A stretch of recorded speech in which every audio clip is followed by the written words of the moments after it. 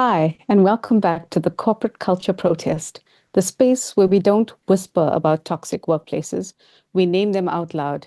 I'm Arika, your wellness advocate and your partner in rethinking supportive work environments. As always, joined by my incredible co-hosts, Jenna Baer, counseling psychologist and unfiltered advocate for mental health, and Dr. Chopo, a scholar on power, exclusion, and systematic transformation. We are also joined by someone very special today, Bianca, a brave and brilliant woman who resigned from a toxic work environment and is here to share her story. Welcome and thanks for joining us today. Welcome, Thank you. Bianca. Thank you Thank for having you. me. Okay, so let's get right into it. So we want to find out what did it take for you to realize you couldn't keep doing this before you actually resigned. Give us your story. Tell us what it was it exactly that happened to lead you to resign and look for another job. So I started in January last year at a corporate, and I thought, let me give this a try. I've never done the corporate space. Um, and I obviously, I think I went in with more of like we're humans and, flexibility and we have lives and we have families and, things happen. And yeah, after I think I was there for a month and I realized, whoa, this is not what I signed up for and not what I thought it was going to be. And you kind of have this notion in your head where you give it a try, give it a full try. You haven't tried properly yet, you haven't given it your best, keep trying. And so I did that, and about 3 months in, I had a complete mental breakdown, like complete breakdown. And that's Mhm. kind of when I realized, okay, I'm not in a good space. Um, and it actually happened at work. It was too much, and I'd had a full meltdown. And my boss had said, go home, take the afternoon. And I thought, actually, wow, that's like really nice. Like they're really caring. And the next day I arrived back at work and they handed me a leave form to fill out for leave for the Wow. afternoon I'd taken the previous day. And I was like, like that to me wasn't wellness. That to me I didn't feel like I was being heard or, and no matter how hard I tried by that third month, because, the first month I thought maybe I'm not trying hard enough or maybe I haven't understood it or grasped it. But once I get it, it'll be so easy. But by the third month of not getting it, it's what it felt like not getting it. I just couldn't I couldn't go on anymore and I'd had this meltdown and I thought, okay, this is it. I'm resigning and I'm leaving. And I'd actually gone to management and said, I can't anymore. This is not who I am. I'm not a robot. I can't pitch up every single day and do the same thing in terms of like be at 100% because I'm only human. I'm going to have bad days. I'm going to have days where I'm a little bit more stressed or days where I'm a little bit more tired or stuff like that. And I have a family and I was clear about that from the onset and I was promised your family will come first, don't stress about that. But it didn't feel like that in the moment. And yeah, so after my meeting with management, they had said we could discuss some flexibility, we could see where, we could make changes. And so it did get a little bit better. I got more flexibility because I spoke up. And actually, to this day, I'm so proud of myself for doing that because I've never done that before, right? In all my previous jobs, if I wasn't happy, like you kind of just stay and then you wait until something comes up and you leave. But I did. I went to them and I said, "This is not working for me. I need to go." And they were like, "No, no, please, we need you. We need you." And so I thought, "Okay, let's change things." And even though things had changed in terms of I had a little bit more flexibility, other things changed because of that, like colleagues, all of a sudden like resentment from other people because they hadn't asked for those things or they hadn't gotten now what I had gone and laid down my terms to get. And even though I'd laid down my terms and be said, this is my boundary and this is what I can do if you still want me to work for you, it still felt like they wanted 190, 200% of you all the time, which was really, really, really demanding. And so I did. I gave another 3 months after March. And I think by the middle of the year, I knew in my heart that I've really given it my all. I've really tried everything. And I started job hunting by the July and thankfully found my dream job by the August. And again, I thought to myself, you know what? I've come this far. I've got through like most of the year. I'm going to finish out the year. I'm going to see to the year and start my new job the previous year. And so I think, yeah, that's just my journey. And yeah, it's a very difficult space that it was. But yeah, Yeah, I mean, it's incredible. I mean, because you realized very, very early on in this journey that there was something off. It was kind of clear to you, but you kept blaming yourself. I find that interesting. Jenna, what's your take on that? Well, I wanted to chip in there, and before I sort of give my input, I wanted to just quickly ask Bianca, what were those signs early on? I mean, you said it was quite early, like a month or so, where you immediately knew something wasn't right. What were the signs that you picked up? so I'm generally quite a bubbly, out there, happy person. And for Yeah. me, just not, oh, can you hear me? Yes, yeah, yeah. Yes. And for me, just not wanting to get out of bed in the morning, I was thinking, what is going on? I've never had this in my life before, like where I didn't want to get up and start the day and do what I needed to do. And I thought that was, that's not like me. And then I thought, okay, maybe it's just because I'm working so hard and I'm so tired and I'm not sleeping properly and I'm so stressed. But for Mm. me, yeah, very early on, it felt off. It didn't feel like I had autonomy and the choice to do what was Uh, best for my family. So last year was also just exasperate the situation. My son had very, very difficult health issues last year that just came out of nowhere. And it was literally mm, month 2 of my job. I think it was the end of month 1 going into month 2, and he landed up in hospital. And I remember phoning my boss and saying they're admitting him into high care. My son can't breathe. They're putting him on oxygen, like they're admitting him. And she was like, "But you have a lecture in 2 hours." And I was like, I know. Is there any chance? And then she was like, no, like you have to be there. And I remember going and lecturing that lecture that afternoon and mm. I don't even remember what I said or what I did, but my child was in high care being put on oxygen. So it just, to me, like I was in fight and flight the whole time. Yeah, you see what's tell you what's sitting with me now is the issue of institutional betrayal. Because often when we start a job, or even when we're in the interview, they can say, we're warm and we're caring and we promote well-being and we here for Mm. you. But then when things actually happen, what they said at Mm. the interview and then what happens are markedly different. And Mm. so then you Mm. think, well, what's going on here?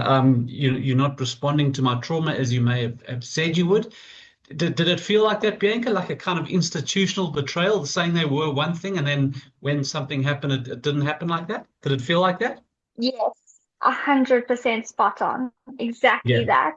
So in the interview, I was very upfront that I have a young family and that, I mean, there are sports days and these things. And I said, so how I worked up until that point in the interview, I discussed that with them. So I usually Mm. work once my children go to bed. I'm happy to put in the extra hours, in the evenings and weekends. Like I will make it work on my time, but I can't sit in an office space from 8 to 5. And that was discussed in my interview, and it was Yeah. granted that I would have flexibility. And then I started, and my first week of starting in January, HR said to me, "No, you can't go home now."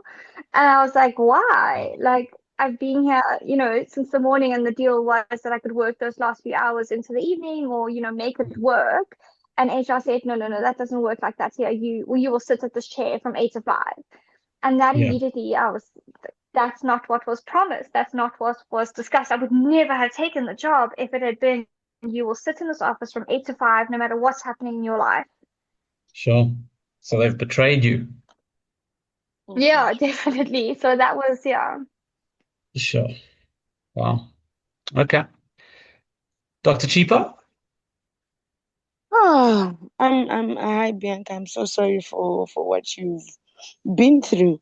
And I think what you touch on touches on the stuff that we've been discussing over the past few weeks on how our these institutions they end up treating us, or we end up becoming robots in yeah, I think how we end up conducting ourselves there. I think there's something I would even want to find out maybe from you. There is a point when you mentioned that after you stood up for yourself, you started to experience some resentment from your colleagues. Do you maybe recall some of the things that were happening with your colleagues at the time when you stood up for yourself and spoke for yourself? Yes, definitely. So once I'd gone to management and I had said, you know, this is not what I can't do this. This is not what I signed up for. This is not what we had discussed. Management Mm, obviously granted me a tiny bit of flexibility, and immediately colleagues, I would get stares. I would get remarks like, "Oh, you leaving already? Lucky you. Wonder what you did." Or I would get, "Oh, nice of you to come to work," because the agreement that we had made was I was actually ultimately sitting in 3 hours of traffic a day to mm, be there from 8 to 5. And so the agreement I made was that I would start from home like really mm. early in the morning, and I would come through once Okay. traffic's died down, because I'm losing work time by sitting in 3 hours of traffic a day. And yeah, so just things like colleagues saying, "Oh, nice of you to arrive." Like, they don't know that I've been working the whole morning. And that's like also what was the catalyst in terms of the bullying Mm, that started happening from colleagues around me, just because they felt like I was getting special treatment now. And I mm, would say, like, this is what I did. I went, I spoke my truth, and I said, this isn't working for me. So either we're going to find a way to change it, or I'm going to leave. And management agreed to that. I can't change that for the whole office. Of course That not. was, Yeah. and so, yeah, so I did, there was a lot of backlash from colleagues around me. mm, mm, mm. Yeah. And That's, yeah. I'm assuming that's what led you then to dread going to work, because imagine a workplace where you really do sound very bubbly and you're the life of the party. So I can only imagine what that then started to do to you, being in the environment where you constantly felt bullied, you constantly felt as if you had to justify what you were doing all the time you got to work and the jabs that were coming from everybody around you. Yes, 100%. And the colleague that I worked alongside, and then obviously we reported to a boss, but the colleagues I worked alongside with, unfortunately, it felt to me like she was constantly setting me up for failure. So in the beginning, I thought, it's me. I'm not getting this. Why am I not doing this Mm, right? Like, I'm smart. I know how to do these things. And every time I would do something, it would come back from management and from, up, and people saying, "Oh, you haven't done this correctly," or "Why did you do it like that?" And I'd be like, "Well, how am I missing this every time?" And then I started to realize that colleagues were actually setting me up for failure. So because they had been there for a period of time, and obviously everything was new to me, I don't know how things were supposed to go. So when a colleague says, "Oh, this is how we do it," and so I did it like that, and then it came back of, "Why did you do it like that?" Like, because I was mm, told to. That's how you guys have always done it. mm. And then it kind of became, "Oh no, we didn't say that. No, no, no one said to do it like that." And so it was just this whole negative circle that just started and didn't end. Yeah, that's actually crazy to go through, Bianca. Like I feel that you stood up for yourself. You said, listen, we've had this conversation in the interview. Um, you promised me that flexibility. I feel Mm, what your discussion was with HR and what your agreement was should have been held up by management. And also, I feel like maybe it was like a simple communication thing. If your manager said to staff, look, Bianca is going to start early in the morning, she's going to do this, and you can connect with her on Teams if you need, and then she'll be in after the traffic dies down. This is what we discussed. This is how she's going to work. If they had come out and said to people, I think you would have had a better experience. But as for the colleague that kept setting you up, did that happen often? Were there other instances? Was it just this one person, or were several people doing this to you? So I think because obviously working in a small team, there are a few of us and we're bouncing off of each other the whole time. So my one colleague was a very major part of me not succeeding at my job role last year. And I think the friendships and the dynamics of like the friendships that colleagues had with management or whoever was in charge, that plays a role because now management's looking at you with a different set of eyes because they're hearing something about you, about your work ethic, about who you are that maybe isn't true and not actually who you are. So yeah, that repeatedly happened over and over and over again. And I think that's what led me to constantly thinking, and I did for a long time. I thought, why am I not doing this? How can I not get this? And I kept saying, like, how can I not be successful in this job? It's supposed to be, I mean, it's clearly been a defined job role. So people are doing it all over the country. It's a job role. It's been designed to do it, and it shouldn't be this difficult. And I would get support from other colleagues and from other sectors of corporate, and they would be telling me, you are doing a great job, you're doing so well, but it never felt like that because my direct team didn't make it feel like that. My direct team constantly made it feel as though they were working 10 times harder than I was always working. So that also contributed towards a negative thinking space for me. Like I just felt like I'm useless. Like I can't do this. Why? They work. I mean, my boss would tell me that she would work until midnight and then get up at 4 in the morning and already go back on emails. And I'd be like, okay, but I can't sleep for 4 hours. I'd get up and I need to sleep. Like I need a good night's sleep because my day's already so long and I've got kids and like I can't function like that. So if that worked for her, you know, so she basically what she made it sound is if I'm not working enough, I'm not working hard enough because all she did was work till midnight, 1 in the morning, get up at 4, 5 in the morning, carry on again.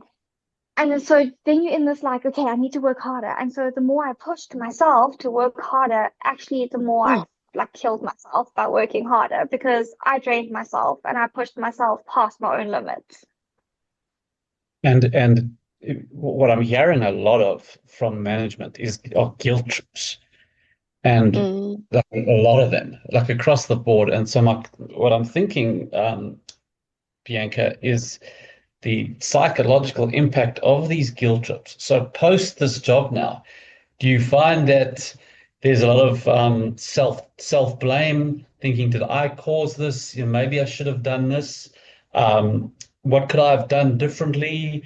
A lack of closure, even a lack of trust, because this is what these persistent guilt trips can do. Have you found that it's changed your internal narrative and just the way you talk to yourself?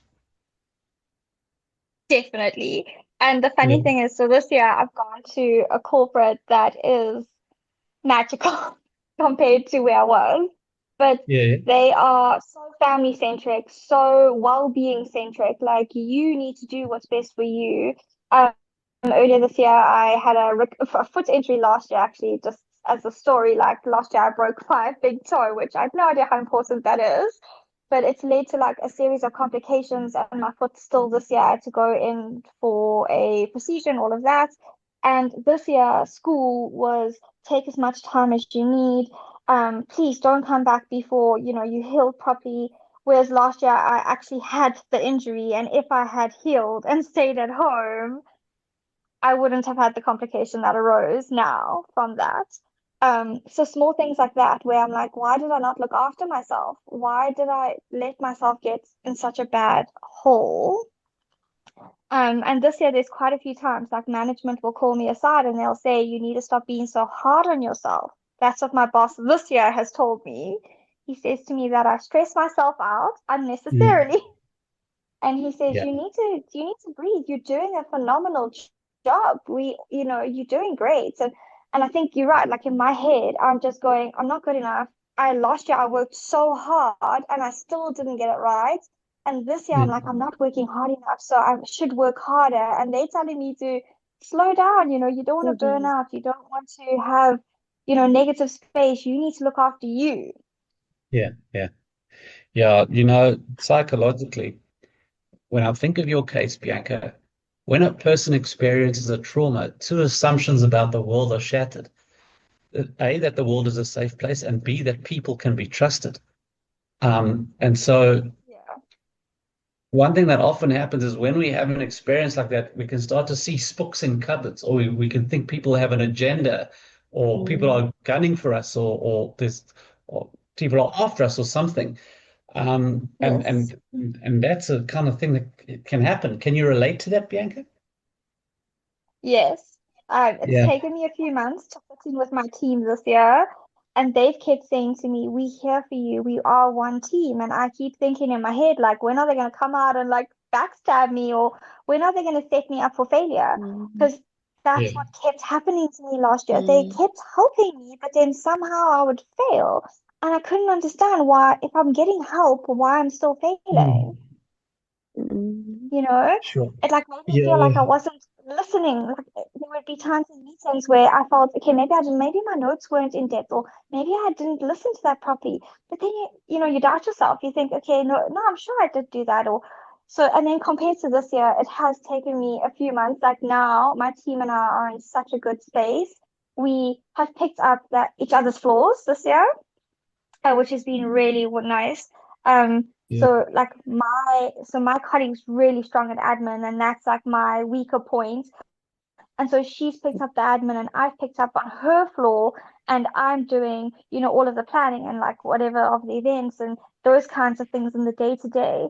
And so I've realized that last year, one of the things I've realized is that I didn't have a support team. I didn't have someone behind me going, you know what, you're not going to be great at everything. Here's what you're not so good at. Let me help you with the part you're not so good at. Instead, it felt like they hyper focused on that part and missed the 100 other things I did. So this time around, they're seeing the person as Yeah. almost And they're seeing on a your strengths spectrum. as well. Yeah. And your strengths need to be celebrated. I mean, no one is good at everything. We have these areas that we really excel in, and it's up to the company to recognize that and say, hey, let's play to your strengths. Let's put you here, and this is where you're going to be the best self. Exactly. And so, like at my new workplace, they said to me, take the load off of admin because that's not my favorite thing to do. And so I've got someone helping me with that because they're like, you're really good at doing this, and you're really good at the vision of like what we need to be done in the next few months. So you focus on that, which has been so nice and I'm excited. I get up in the morning and I'm like, oh yeah, I get to do this and I get to plan this, and the kids are gonna love this activity because that's what I'm good at. It doesn't constantly feel like it's every day of the part that like was my weak point that just gets focused on every day. Yeah.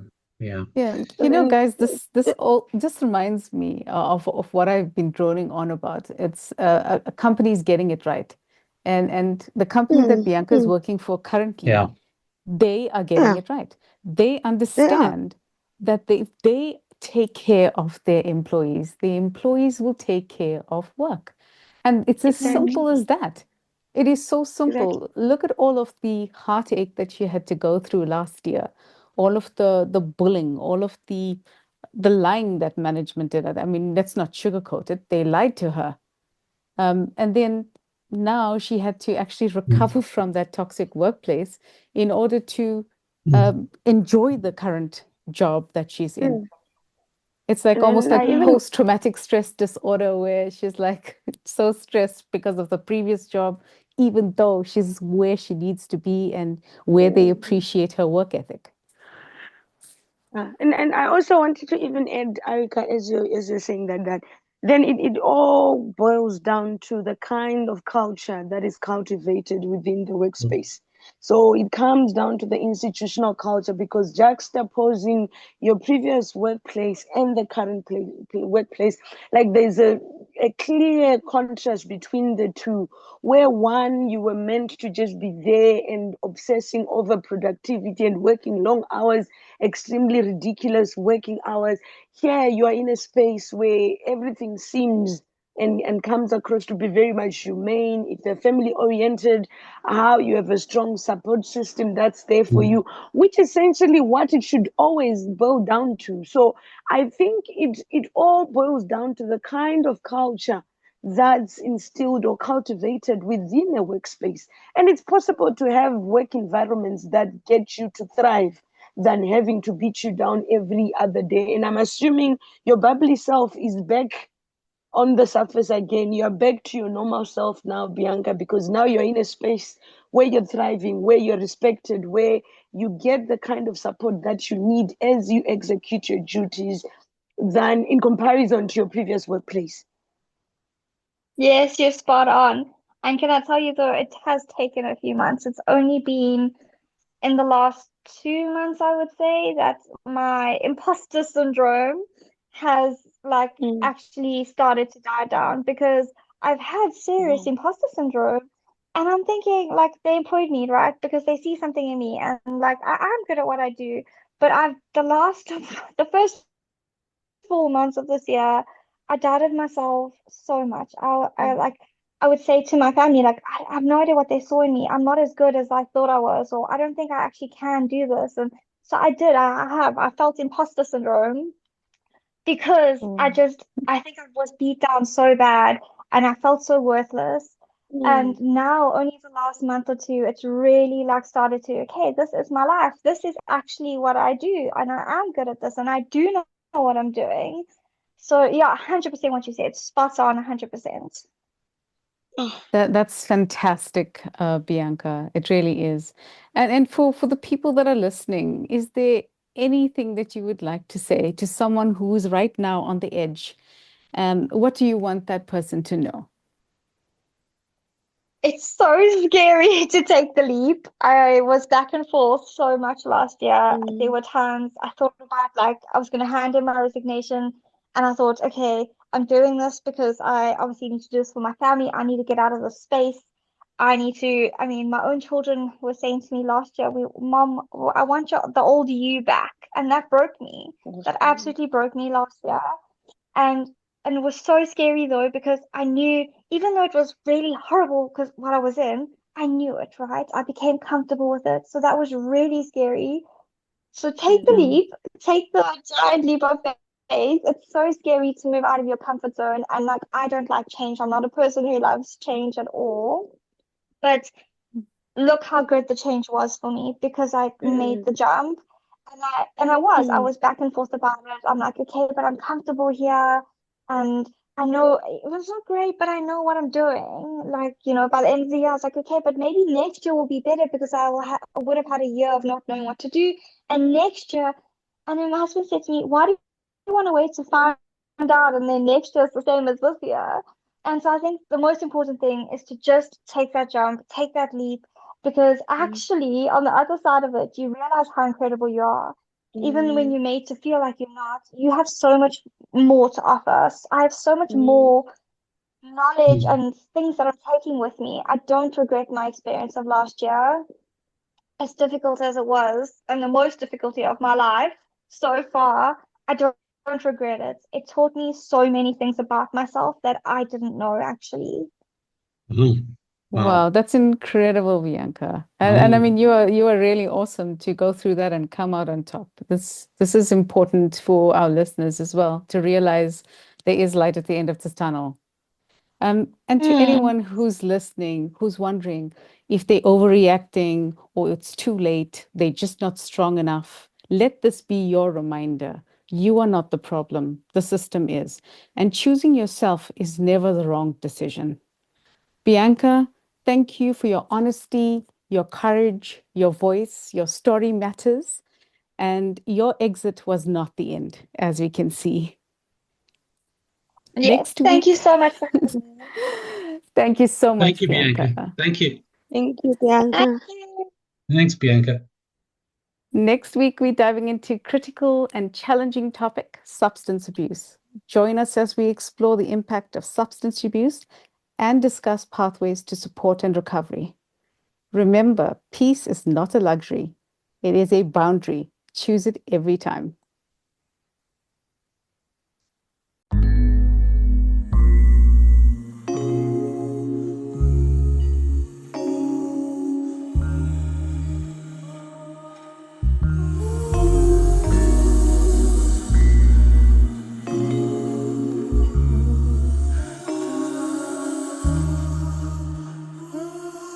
Wherever I go, in this phone, I'm still following that feeling. Always got hope as I'm moving in closer, I can't lose it. Kasi batin, izulumali bisigalalam. No magupi, ugupila zisiza ngezandla zam. I got this, angel of darkness watching my conscience, affirmations of passion. Time travel through the brick road for many years, been dwelling through the raw deep.